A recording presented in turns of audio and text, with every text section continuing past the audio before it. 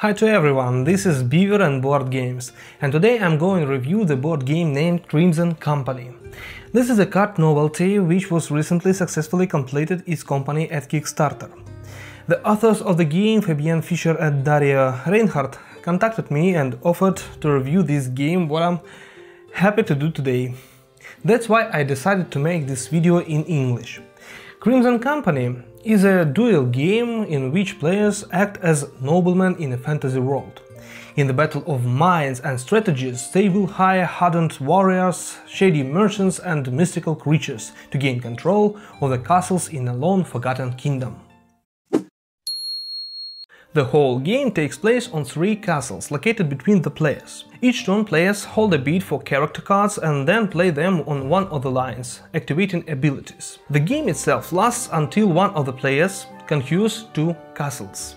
In preparation for the game, 3 castles cards are laid out in the center of the table, which defines 3 lines for playing cards.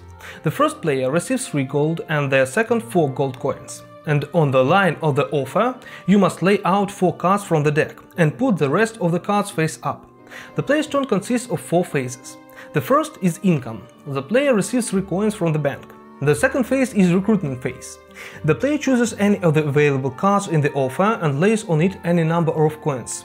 After that, the opponent has 2 options: put the same amount of coins on this card too and buy it back, putting it next to him, but in this case all the coins will go to the active player. Or to pass, and then the coins from the card go to the bank and the active player puts the card next to him and draw a new card on offer. The third phase is deployment phase. The player must play all the cards that lie in front of him on any line but from his side of the table. After placing a character, the player activates its abilities, unless it is tied to a specific phase, which is highlighted in color on the card. Playing cards in a line, a player puts them one after another away from the castle. Characters can increase the strength of the cards played by the player or reduce the power of their enemy cards, move the cards or swap them, as well as bring additional coins to the treasury. In addition, there are properties that allow you to flip the card or even destroy it by removing it from the field. Face-down cards have no effects, and force becomes 0. Also, in the game there are income effects, which are played out at the beginning of the first phase and bring additional coins to the treasury. The effects of recruitment are activated on player cards in the second phase and give advanced options for this phase. Deployment effects are activated when the card is drawn, as well as when the card is turned face up again. The effects of destruction are activated when the card is destroyed, and the effects of scoring when comparing the force on castle line. The fourth phase is the scoring phase, and if on one side of the castle there are 4 or more cards, the line is scoring and determining the winner. Players add up the strength of the cards on each side with all the modifications and abilities activated during this phase. And if the advantage of one of the sides is reached, the player triumphs and receives the castle card for himself, but if the forces are equal, the game continues until the advantage of one of the sides. Thus, the game goes on until a moment one of the players conquers 2 castles, and he's become a winner of the game. Some kind of slogan for the game Crimson Company is if magic and chess had a child. Of course, it's hard for me to understand where did this phrase come from, but speaking of the game itself, everything is quite simply implemented, and in principle, the main thing that you understand when you start to play the game itself, that for all good you have to pay.